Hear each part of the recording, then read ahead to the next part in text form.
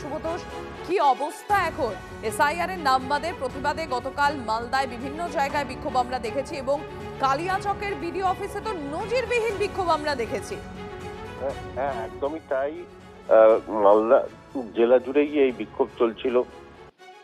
হরিশ্চন্দ্রপুরে থেকে শুরু করে এই ইংরেজ বাজারের অমৃতি থেকে শুরু করে কালিয়াচকে এই বিক্ষোভ হয়। কালিয়াচকের সুজাপুরে, মোথাবাড়িতে, কালিয়াচকের একেবারে জাতীয় সড়ক অবরোধ করে বিভিন্নভাবেই সে বিক্ষোভ শুরু হয় এবং মাত্রা ছাড়া হয় কালিয়াচক 2 নম্বরে।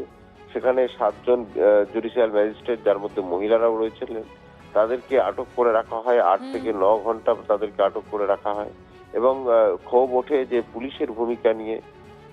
কেন্দ্রীয় বাহিনী ছিল, কিন্তু কেউ কোনো না লাঠিচার্জ করেছে বা কিছু ইত্যাদি বিষয় কিছুই করা হচ্ছিল না এবং তাদেরকে হেনস্থা করা হয়, নিরাপত্তাহীনতায় ভুগছিলেন।